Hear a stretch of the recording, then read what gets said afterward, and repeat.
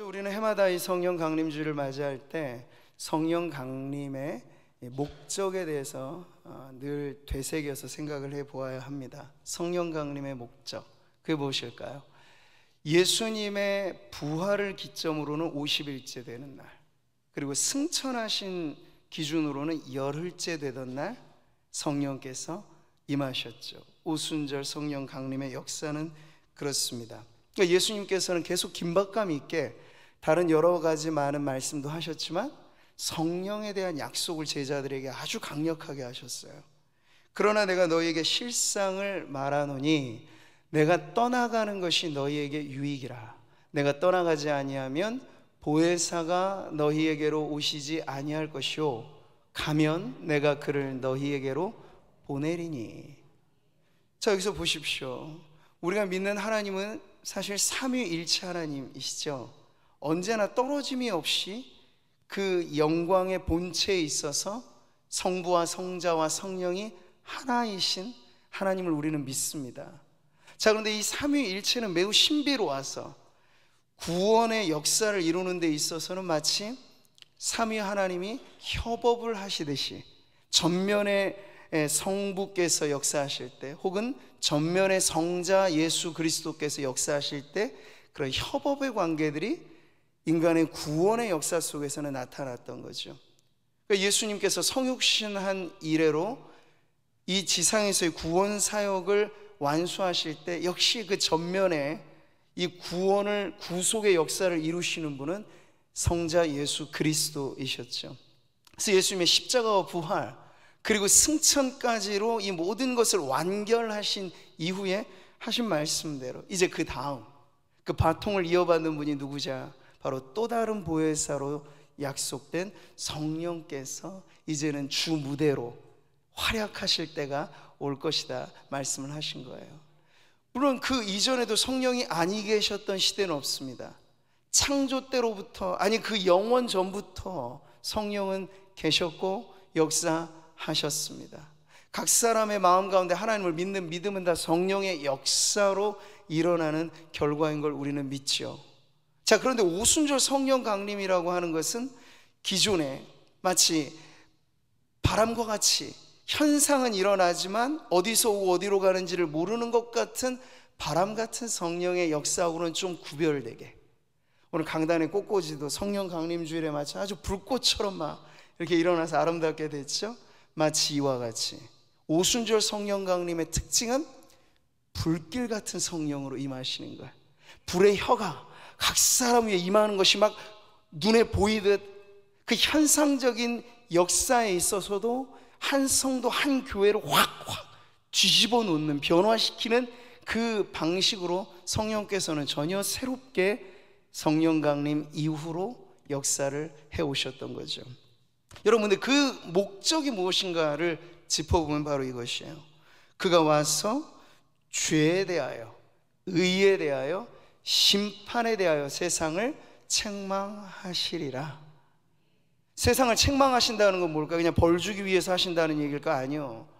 그것을 통해서 세상을 구원하신다는 거죠. 주의 회개를 통해, 그리고 의, 그리스도의 의를 힘입게 함으로 심판에 대한 준비, 이것을 통해서 아직 예수 그리스도께로 돌아오지 않은 인생들에게 예수 구원의 복된 복음의 역사가 각 사람에게, 그리고 각 민족에게, 나라와 족속과 백성과 방언 가운데 전 시대를 막론하여서 일어날 수 있도록 하시는 그 일을 누가 하시느냐?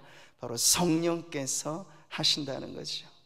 예수님께서 오셨을 땐 예수님은 하나님이시지만 역시 육체로 살아가실 때는 이곳에 계시면 저곳에는 동시에 계실 수 없는 그런 육체적인 특징을 가지고 사역하셨습니다. 그러니 갈릴리 유대 지역에 있었을 그 당시 지구 반대편에 예수님을 볼 수는 없는 거예요. 그러나 이제 승천하신 이후 예수 그리스도의 영광을 나타나기 위하여, 그리고 예수 믿음으로 구원의 역사를 이루기 위하여 역사하시는 성령께서는 육체에 매이는 분이 아니세요. 지금 이 시간에 우리와 함께 하실 뿐만 아니라 지구 반대편에 있는 또 다른 곳에서 주의 이름을 송축하는 무리와 교회와 백성들이라면 지금 핍박 중에 있는 미얀마 이런 지역에도 지하교회에서 숨죽여서 기도하는 그 현장에 누가 계실까요? 성령께서 역사하십니다. 그러니까 성령의 역사는 제한받지 않으시고 성령의 역사는 가공할 만한 위력으로 온 세계를 물이 바다를 덮음같이 여호와의 영광을 인정하는 것이 온 세계에 충만하도록 성령께서 물밀듯이 역사를 하시는 것, 이게 바로 성령 강림으로부터 시작된 색다른 방식의 성령의 역사라고 하는 것이죠. 예수님이 우리와 함께 하실 때 그분은 임마누엘이라 불리셨습니다. God with us, 우리와 함께 하시는 하나님. 근데 성령님에 대해서는 주님은 이런 말씀하셨어요. 그는 너희와 함께 거하시며 또 너희 속에 계시겠습니다. 여러분, 이 차이를 아시겠죠? 예수님이 하나님의 아들이자 사람의 아들로 우리와 함께 하실 때는 그분은 우리와 그 시계, 그 공간에서 함께하는 하나님을 보여주신 겁니다. 근데 성령은요, 성령은 이제 무소부재하신 하나님의 영광으로 예수 믿는 자 누구라도 성령을 모시고 거룩한 성전으로 살아갈 수 있게 하실 때 성령은 바깥에서 역사하시는 게 아니라 성도의 안에서, 교회 공동체 안에서 역사하시는, 우리 안에 거하시는 하나님으로 역사하신다는 거예요. 할렐루야. 그러니 여러분, 성도와 교회, 이 신약 시대를 살아가는 우리들에게 있어서 영광스러움이란 성령을 모시고 살아가는 존재가 바로 성도이고 교회라고 하는 사실이죠. 그러니까 여러분, 성도로서 우리의 몸을 지키고 거룩한 삶을 힘써야 된다 하는 것은요, 거꾸로 생각하시면 안 돼요. 무언가 거룩한 행실로서 우리가 구원을 받기 위하여, 그게 아니고 이미 우리가 성령의 중생케 하시는 은혜로 말미암아 거듭났을 때 우리는 성령을 모시고 살아가는 존재이기 때문에 그에 걸맞게 거룩해야 한다, 이런 입장으로 성도들은 성령과 함께 성화라고 하는 거룩한 삶을 추구해야 마땅한 것이죠.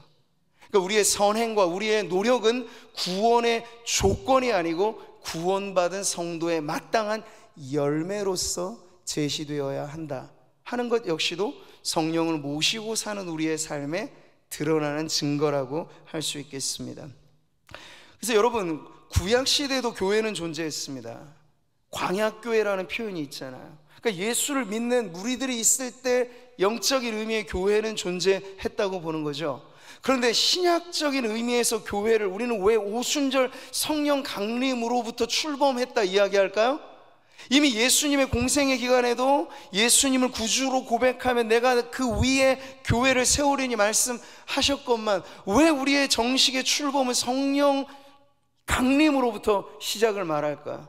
그게 바로 교회 안에 거하시는 성령의 방식이 교회를 이제 온전한, 눈에 보이는 성전이라는 건물은 이미 허물어졌습니다. 그러나 보이지 않는 성전이 완공되었으니 그리스도 예수의 몸이라고 불려지는 교회야말로 거룩하신 성령을 모시고 존재하기에 충분한 그러한 공동체가 된 것이죠. 그런 의미에서 우리는 신약의 교회가 성령 강림으로부터 출발을 했다 하는 그러한 말을 하는 것입니다. 그러니까 예수님이 이 사실을 아셨기 때문에 마지막 떠나시기 전까지도 제자들에게 신신당부한 건 바로 이 약속이었어요. 볼지어다 내가 내 아버지께서 약속하신 것을 너희에게 보내리니 너희는 위로부터 능력으로 입혀질 때까지 이 성에 머물라 하시니라. 아멘. 제자들은 이 약속의 말씀을 정말 곧이곧대로 믿었죠. 그래서 섣부르게 행동하지 않았어요. 머무르라 하시니 머물렀습니다.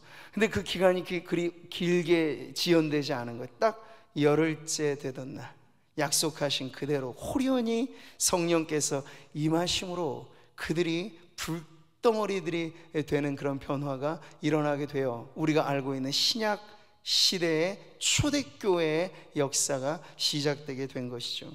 저는 모든 교회의 출발에 이와 같은 역사가 있기를 바랍니다. 오늘날도 여러분 여러 많은 개척교회가 안 된다, 못한다 이런 말들이 많잖아요. 왜 안 되고 왜 못합니까?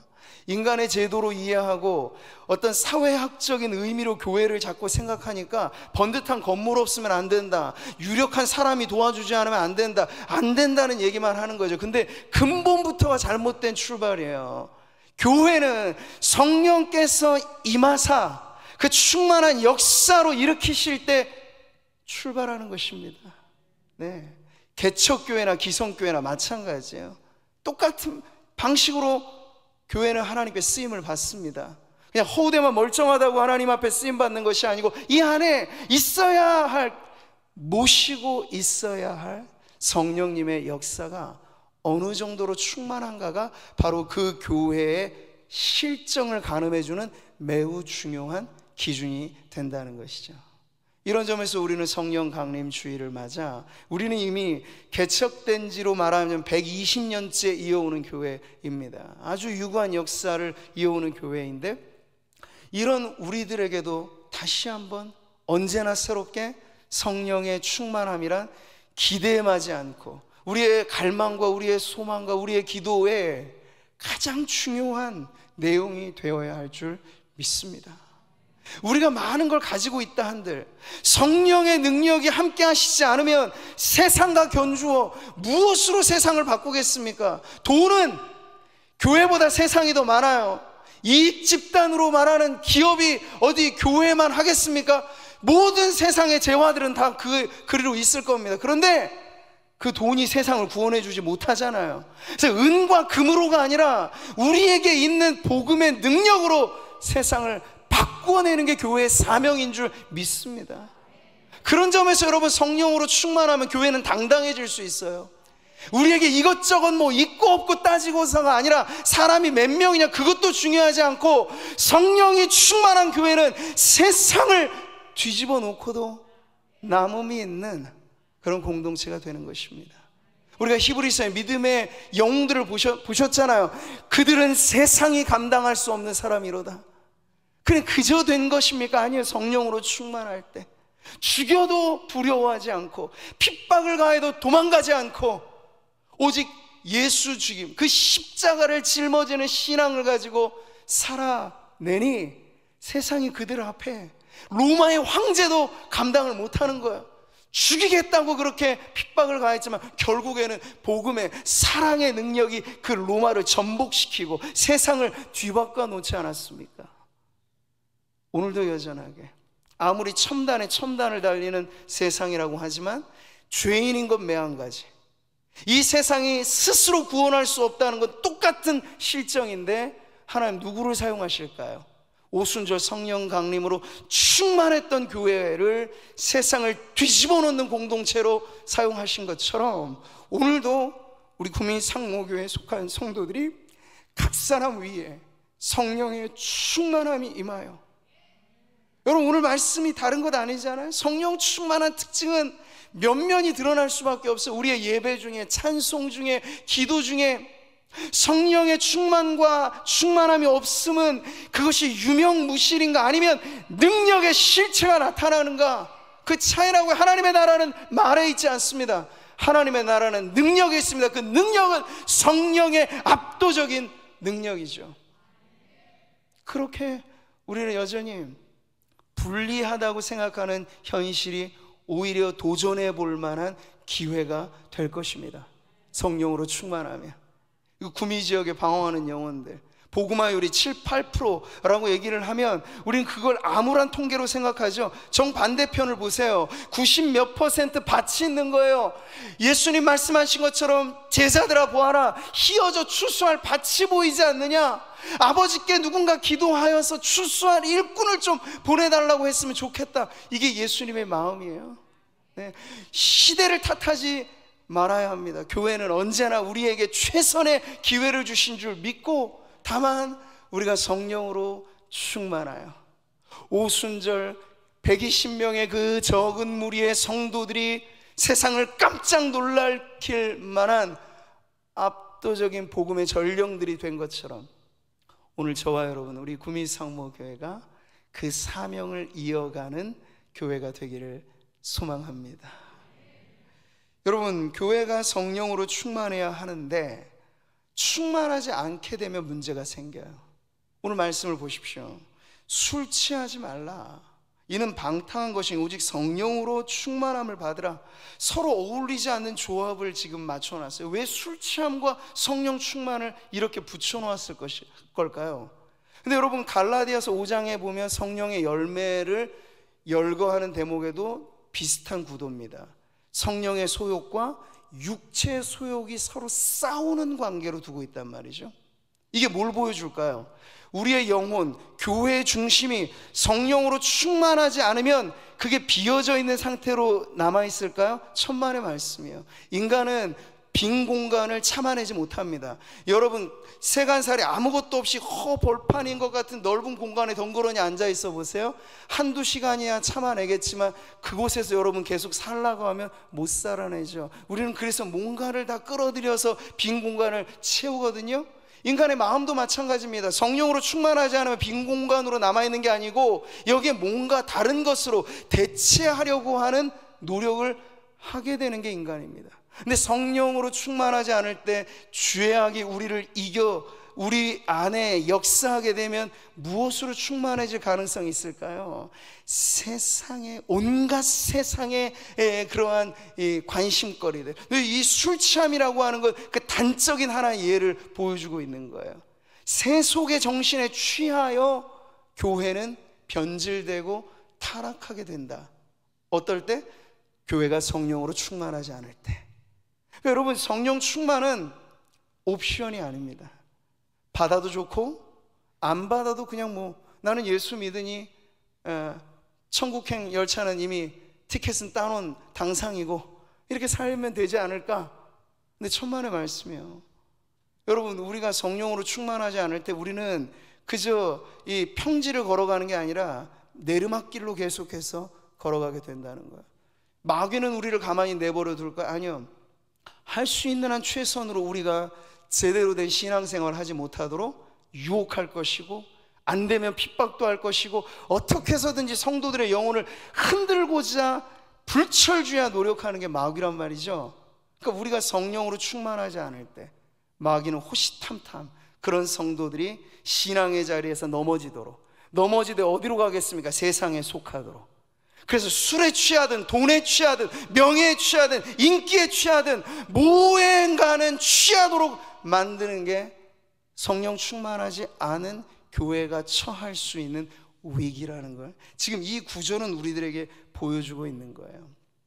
여러분, 당시 유대 문화 속에 포도주라고 하는 건 오늘 우리 한국 사회의 술 문화하고는 좀 다릅니다. 잔치의 여흥이었고, 그래서 적당하게 권하는 것은 기쁨이었고 그랬습니다. 왜 우리나라는 이렇게 기독교 신앙이 금주와 연결이 됐냐면, 초대 선교사님들이 한국이라고 하는 나라에 들어왔을 때 보니 폐가 망신하는 모든 문제가 다 술 때문에 일어나는 거예요, 대부분. 그래서 신앙하며 산다는 건 금주와 아예 연결관계로 교육과 훈련을 시켜버렸기 때문에 오늘 우리는 이렇게 이어온 거죠. 근데 유대인들의 포도주 문화나 독일인들의 맥주 문화, 이건 조금 우리하고는 다른 문화의 의미가 있어요. 그렇다고 제가 이렇게 말씀드리면 목사님 이렇게 얘기해 주시니 감사합니다. 저는 와인 한 잔 정도는 하나님 앞에 죄스럽지 않게 취하지 않게 마실 수 있는 믿음입니다 라고 얘기하시는 빌미로 제가 이 말씀을 드리는 건 절대로 아닙니다. 이 술이라고 하는 게 여러분 그렇게 작동하지 않는다는 거예요. 우리 다 경험을 통해서 아는 건 아니겠습니다만, 처음엔 내가 술을 먹고, 그 다음에 술이 술을 먹고, 그 다음에 술이 나를 먹는 지경으로까지 갈 수밖에 없는 거예요. 그러니까 나는 정확하게 그 중간 정도에서 나는 딱 반주 정도로만 먹을 수 있어, 그렇게 자신의 의지를 아주 확고분하게 얘기하실 수 있는 분들은 이 세상에 많지 않아요. 그래서 여러분, 문제로 삼는 것은 이 술 취함이라는 거예요. 술에 기대고 술의 즐거움에 취하고 하다 보면요, 나중에 인사불성. 요즘에도 보세요, 모든 폭력적인 사건이 일어나는 현장에 술 취함의 문제가 있습니다. 그래서 성경은 말씀하죠. 술 취하지 말라, 이는 방탕한 것이니.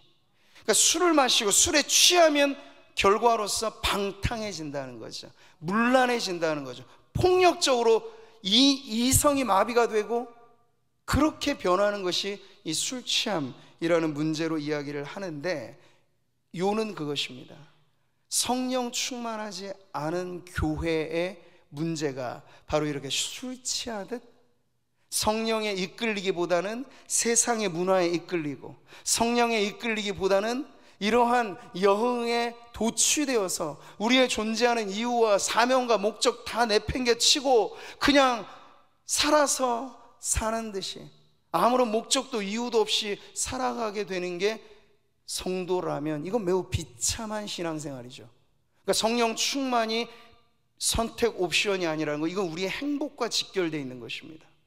예수를 믿기는 믿되 흐리멍텅한 신앙으로 존재 이유와 목적도 사명도 없이 살아가는 그 신앙을 우리가 어찌 행복한 신앙생활이라 말할 수 있겠습니까?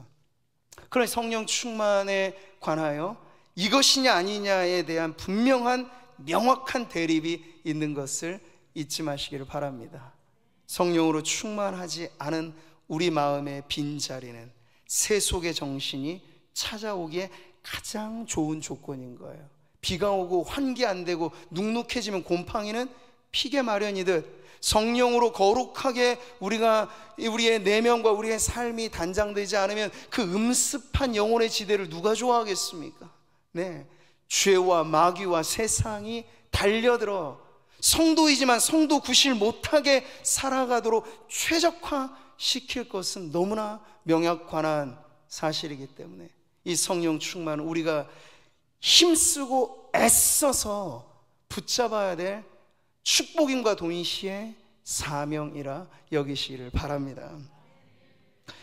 마지막으로 성령 충만의 이 문제를, 먼저는 사도 바울은 세속성에 도취되어지는 문제와 빗대어서 말한 다음에 이제 조금 더 적극적인 의미의 성령 충만의 특징을 말할 때 바로 성령 충만은 이런 것을 말합니다. 지금 에베소 교회를 상대로 이 편지를 쓸 때 여러분 사도행전 19장에 보면 에베소 교회가 개척된 초기 역사가 나옵니다. 그럴 때 사도 바울이 에베소 지역에서 만났던 일단의 제자들과의 만남의 이야기가 있는데, 처음에 그들을 보자마자 바울이 도전하며 물었던 건 이것이었어요. 너희가 믿을 때 성령을 받았느냐? 이게 단도직입적인 바울의 질문이었어요. 왜 이런 질문을 했을까요? 그들은 서로들 간에 제자라는 막 호칭을 쓰기도 했습니다. 물어보니까 요한의 세례를 알고 있대요. 그건 회개의 세례죠. 그러니까 무언가 신앙의 이런 분위기가 자아내져 있는 환경의 사람들인 건 분명해요. 근데 바울이 봤을 때 미심쩍어 보이는 문제가 보였던 것이죠. 예수를 안다고 말하는데 그들 안에 증거되어져야 될 어떤 것이 보이지 않는 걸, 그게 뭘까요? 예수를 믿는 성도들 안에 역사하시는 성령의 증거가 그들에게 잘 보이지 않았던 거죠. 그래서 물은 겁니다. 너희가 믿을 때 성령을 받았느냐? 이것은 오순절 성령 강림과 같은 그 충만함의 은혜를 말하는 것이거든요. 그러니까 이 질문에 난색을 표하면서 우리는 성령이 있음도 들어보지 못했다. 그들이 답변합니다. 그래서 다시금 바울이 예수 복음을 전하고 예수의 이름으로 세례를 주니 오순절 성령 강림의 사건의 현장과 같은 일이 동일하게 부어집니다. 성령이 임하시고 그들이 방언을 하고 그들 안에 놀라운 복음의 증거가 막 나타나는 거예요. 그러니까 동질의 역사가 일어났다는 걸 보여주는 거죠. 이방인들이나 유대인들이나 예수를 믿으면 매 한 가지 성령의 선물을 받으리라 하는 그 증거를 에베소 교회가 개척할 당시부터 그들은 이 은혜를 알았던 사람들입니다. 근데 여러분, 시간이 지나면서 이 에베소 교회가, 그들이 속해 있는 도시가 사실은 그 문명의 아주 화려한 도시였어요. 이 해양 도시로서 소아시아에 손꼽히는 도시였고, 그들은 성전, 이 신전직이라는 별명이 있을 정도로 우상이 가득한 종교의 중심지였습니다. 그러니 그 세속 도시 안에 세워진 교회가 성령으로 꾸준하게 충만함을 유지하지 않게 되니까 바울이 지금 이러한 부정적인 명령을 하기까지 이르는 거예요. 술 취하지 말아라, 누추한 말이야. 그 앞절에 보면 이런 것까지나 희롱의 말이나 누추한 말, 이건 성도들에게 합당하지 않다. 왜 그런 말을 한 거야? 그들 안에 이런 문화가 비일비재하게 일어나니까. 성령으로 충만하지 않으면 성도들이 모여 교제할 때 무슨 이야기가 들릴까요? 은혜로운 간증이 들리겠습니까? 아니면 세상 이야기가 들리겠습니까? 세상 이야기가 들리는 거죠. 그럴 때 여러분, 순수한 신앙을 갖고 있는 사람들이 그 무리 안에 들어오면 시험 드는 거예요. 아니, 교회에서도 이런 얘기나 하고 있구나. 누추한 말이나 희롱하는 말이나 어떤 어리석은 말들도 사실 성령을 모시고 살아가는 성도들에게는 합당하지 않다는 걸 다시 한번 에베소 교회 성도들에게 일러줘야 할 만큼 그들 안에 세속성의 물결이 엄습해 왔다는 걸 보여주죠. 에베소 교회 역사는 이렇게 흘러갑니다. 그래서 나중에 여러분, 계시록을 쓸 당시에 사도 요한이 소아시아 7교회 편지를 보내잖아요. 거기에 에베소 교회가 나와요. 근데 그 에베소 교회는 어떻게 나옵니까? 매우 불명예스럽게 나오죠. 첫사랑을 잃어버린 교회, 빨리 회개하지 않으면 그 앞날이 예측할 수 없는 그런 교회로 아주 불명예스럽게 등장한단 말이에요. 왜 이러한 변화가 있었습니까? 시작할 때는 성령의 충만함으로 개척된 교회였는데 시간이 지나면서 성령 충만을 그들이 유지하지 않고 사모하지 않고 그 안에 깨어있지 않게 되다 보니까 그 빈자리를 세속의 정신이 메우고 죄와 탐심이 메우고 하면서 유명무실해져 버리는 그러한 교회의 뼈아픈 역사를 에베소 교회가 겪게 되었다는 것입니다. 교회의 영적 상태는 온도가 늘 일정하게 유지되지 않습니다. 오르고 내리는 차이가 커요. 그러니 우리가 우리 주변에 있는 세상과 이 나라의 어떤 경제와 정치와 이런 급물살 속에서 교회가 가만히 있습니까? 거기에 영향을 받잖아요. 근데 그러한 세상의 영향을 받지 않고 오히려 세상에 영향을 주려면 우리 안에 성령이 충만하지 않고는 도무지 그런 일이 일어날 수 없다는 것입니다. 그러니 오늘 성령 충만한 교회의 특징으로 말하는 이 내용들, 다름 아닌 그들의 모일 때 찬송 소리가 아름답고 그들의 입가에는 늘 감사가 메워 찼으며 그리고 서로에 대한 그들의 관계는 서로 복종하며 피차 존중히 여기는 예배가 살아있고 감사하는 삶이 깨어있고 성도들이 모였을 때 아름다운 공존으로 서로는 다 다르지만 서로를 존중히 여기기 때문에 마찰과 다툼과 반목이 없이 평화를 이룰 수 있는 바로 그곳, 그런 교회가 바로 성령 충만한 교회라 오늘 말씀은 우리들에게 가르쳐주고 있습니다. 시와 찬송과 신령한 노래들로 서로 화답하며 너희의 마음으로 주께 노래하며 찬송하며. 저는 오늘 성령 강림주의를 보내면서 앞으로 우리 교회가 꿈꾸는 아름다운 모습이 바로 이와 같기를 바랍니다. 코로나 시기에 예배가 예배되도록 하기 위해서 온라인으로 우리가 드린다는 그 예배 쉽지 않습니다. 디지털 기기를 대하면서 2차적인 평면 화면으로 설교를 듣고 찬송을 부르고 이건 관람객의 자리에서 벗어나기가 영 어려운 거예요. 근데 그것을 환경상 그래도 뛰어넘으면서 온라인 예배로라도 예배 생명줄을 붙잡으려면 더 간절하게 기도하셔야 돼요. 성령이여 임하사 나의 이 형편 속에 어찌할 수 없어 지금 온라인의 예배를 드리지만 현장의 예배와 방불할 정도로 압도적인 성령의 은혜로 하나님이 예배를 드리게 하여 주시옵소서. 더 깨어서 기도하고 무릎으로 주님께 나아가야 온라인의 예배가 생명력 있는 예배가 될 것입니다. 우리는 주일의 삶과 주중의 삶에 큰 격차가 없는 삶을 꿈꿉니다. 그 역시도 성령 충만한 은혜의 결과이죠. 범사에 우리 주 예수 그리스도의 이름으로 항상 아버지 하나님께 감사하며, 범사에 항상 무엇을 한다고요? 감사하는. 조건을 훌쩍 뛰어넘는 감사는 성령 충만해야 나오는 감사인 줄 믿습니다. 그 전까지는 우리는 어쩔 수 없이 우리도 인간인지라 감사할 만한 조건이 충족되면, 건강하면, 성공하면, 자녀가 잘 되면 뭐 등등의 이러한 것들이 충족되면 감사하는데, 반대로 기대치에 못 미쳐 그게 충족되지 않으면 감사는 웬걸요?